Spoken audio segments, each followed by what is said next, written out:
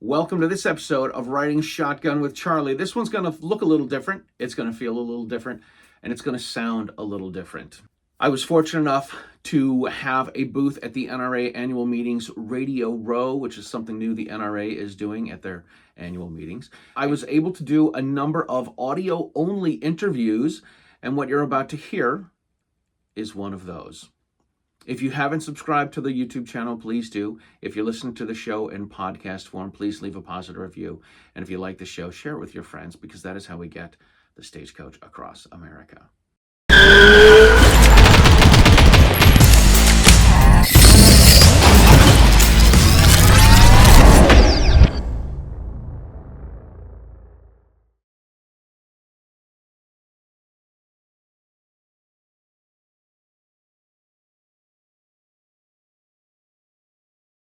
All right, ladies and gentlemen, welcome to this episode of Riding Shotgun with Charlie. This is called a pit stop episode because it is short and quick.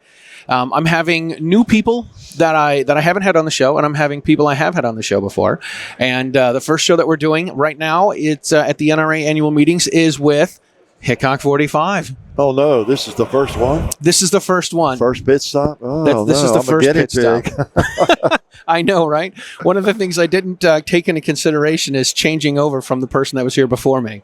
Yeah. I see that. You're sharing booth space. Yeah, we're sharing booth space. And it was one of those things I didn't think about it until yesterday. I'm like, if the other person goes till noon and I start at noon, she's going to have stuff to put away. I'm going to have stuff to put out. So it's going to be a little frantic and a little crazy. Yeah. Notice that. Oh, okay. You got to roll it pretty quickly. We got it up rolling. So how you've been coming to NRA?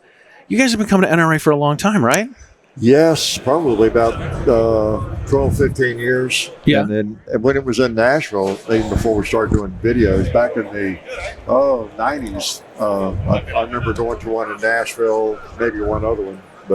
But been consistently every year for Very 12, cool. 15 years. Yeah. That's awesome. That's fantastic. And John's not here this year. No, he's not home this night. He's got conflicts. He's in Chicago. Has some comedy work Some comedy to do, stuff, that yeah. kind of thing, yeah. Yeah, I asked him if he's up for doing this too, and he's like, "Oh, I'd love to, but I'm gonna." I don't know. He's in Pittsburgh or something, doing some shows. Yeah, he was up to Pittsburgh, and then he'll be in later next weekend. I think he'll be back. Oh, that's cool. To Nashville, yeah. Yeah, nice. So you've had a YouTube channel for forever, right? It's safe to say for forever.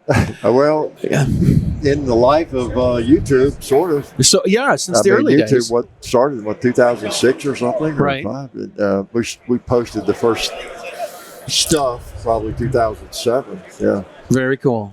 Posted some goofy stuff, I think, shooting through my car, things like that. Maybe even in 2006. I don't know. Right early. I set up an account pretty early. Right. And then 2007, I think, was the first time we did an actual gun video where I talked about a Glock and how it comes apart, right. Shot it and that type of thing. That was kind of groundbreaking because we obviously didn't have, there wasn't much of YouTube back then, but everybody's got, every manufacturer's got a YouTube channel where you can take your gun apart and how to put them together. I always tell people too that I have a couple guns that I like, but I never remember how to take them apart and put them together. So I have to I know. Yeah, it's great. There's someone's.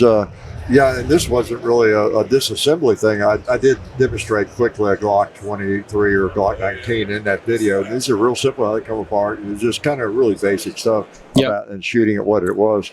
But I know we get a lot of guns in and out, of course. Yeah. And then I have a lot of firearms, and I'll be honest, I know all mine, I guess, but sometimes we'll get a firearm back in, maybe for another video or something we had in before. I don't know, whether it's a Springfield Echelon or whatever it might be.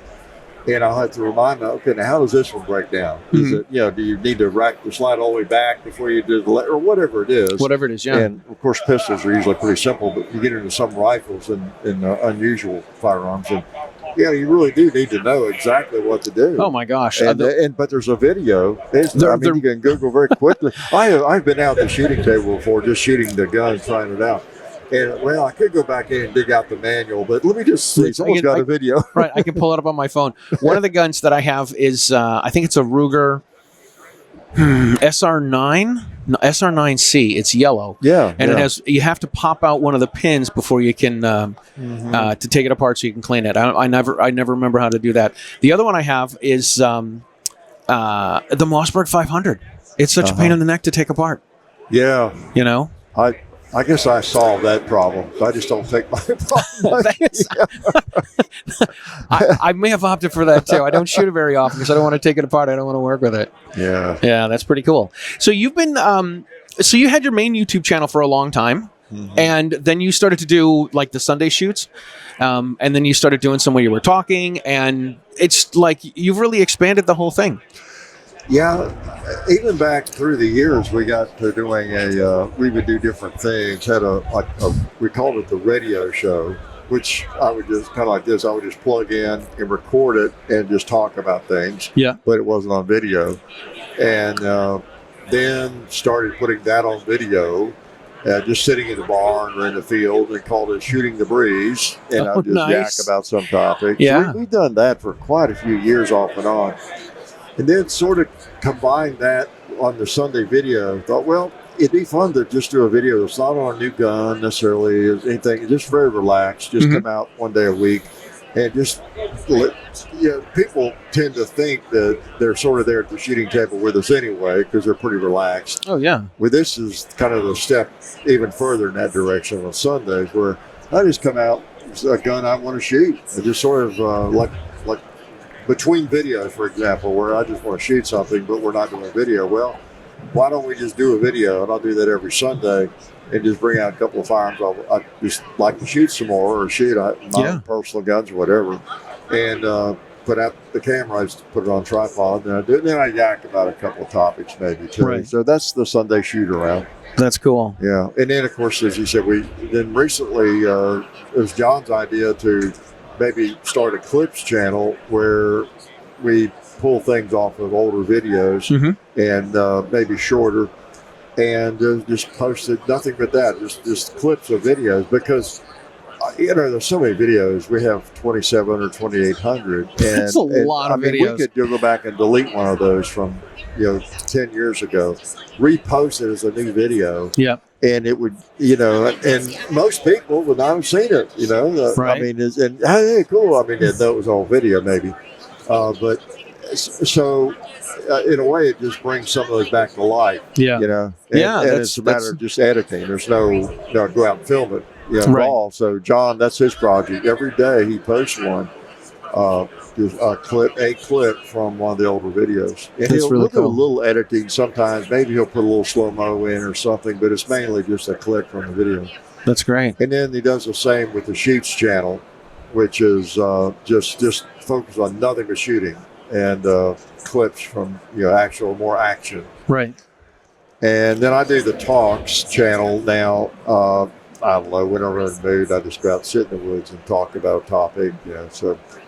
But the main channel, no change really to it. That gives us all the avenue for bringing back some of the old stuff, for me talking more about random stuff or whatever we want to do. Yeah, like what are some things you talk about? Well, like I saw one where you were talking about trying to pick a carry gun. Yeah. It could be anything like open carry or picking a gun.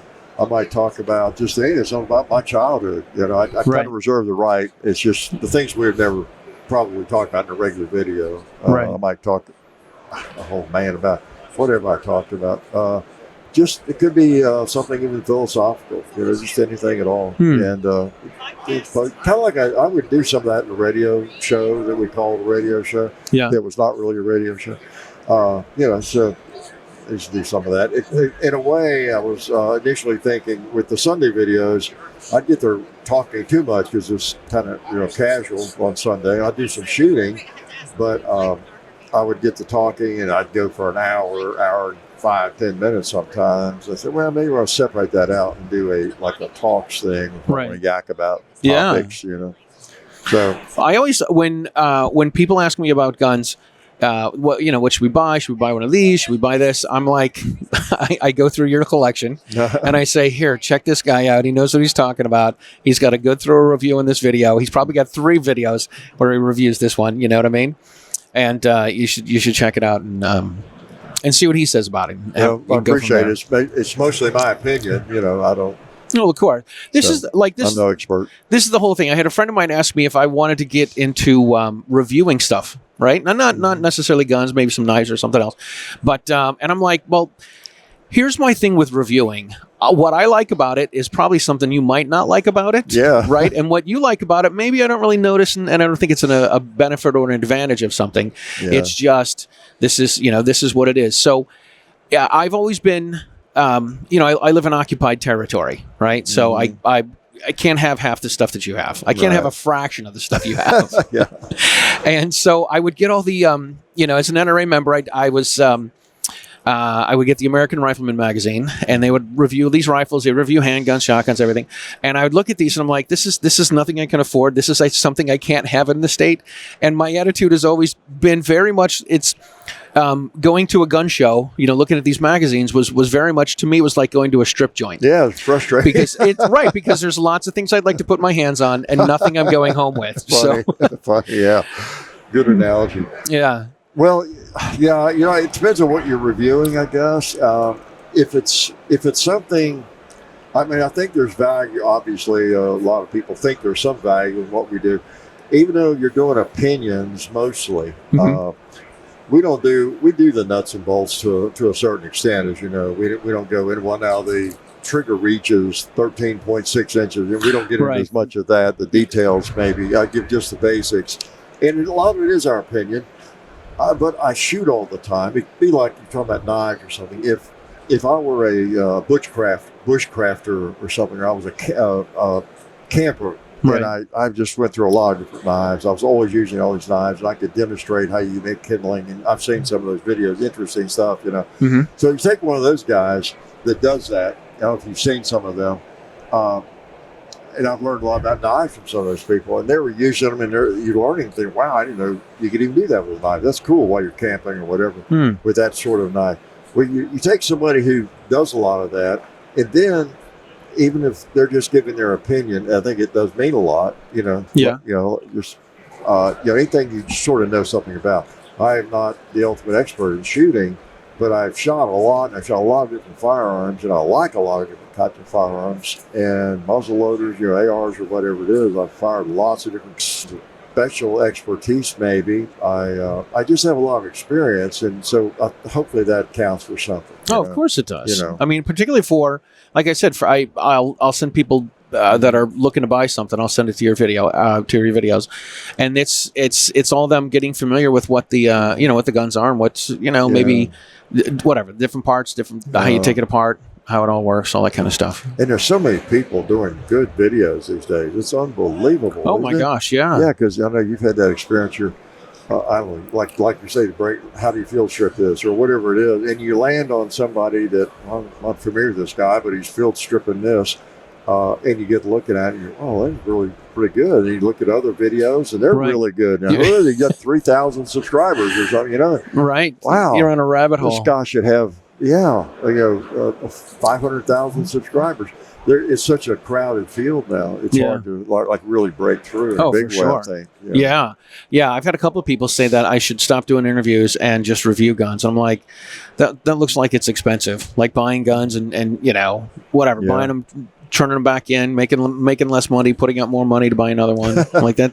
That seems to be a hole that you can't stop. Unless you get those companies to lend them to you, get to at least I don't know what the status would be now, how many subscribers you would need in order to get test and evaluation guns sent to you from companies. I don't. We have done that in so long. I don't know where we've been fortunate to have sponsors that could provide them. Not gun companies, but people that retail guns or distribute guns that will lend them to us. Yeah, and we do reviews and send them back. So that's been that's really cool. Good. I remember I interviewed Boj Quinn from Gun Blast. I interviewed him a bunch of years ago, and I said, "So you guys started to review channel reviewing guns? It obviously takes time to build up your reputation and whatnot." And I said, you know, people now send you guns, and his deal is, he said it was easier. They'd send him a gun for T&E, and then they'd say, listen, if you want to send the gun back, you can, but if you want to buy it, it's this much money, right? And it's considerably less than retail. Right. Not considerably less, but less than retail. Anyway, so I said, how did you start off doing this? He's like, oh, we had plenty of our own guns. We could just sit and review what we had. That's right. That's kind of what we did. I have a pretty good collection, so we didn't have, that wasn't a problem for a long time. Right. That's fantastic. Yeah. That's fantastic.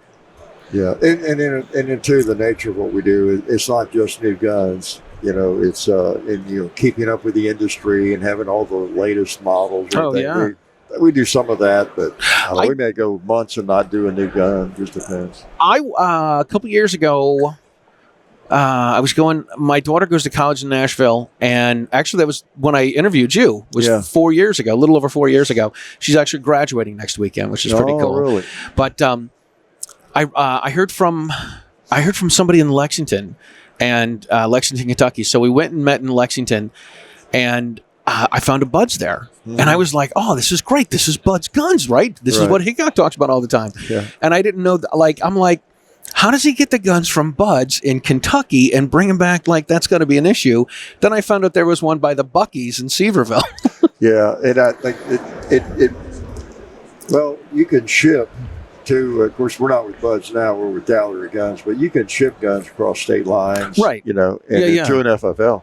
And just like now with Gallery Guns, Davidson's, they go to the same FFL gun shop in Clarksville, Tennessee, and I have to do the paperwork on every one of them. Gotcha. Yeah, and then I ship them back, just like if you ever you can ship a gun to a gunsmith, you know, you can ship it, and so I just ship them back directly. That's all legal stuff. It's really not a big. It's not an issue. Yeah. There was I think they looked into it at one point, and their ATF expert, firearms issues laws expert on site.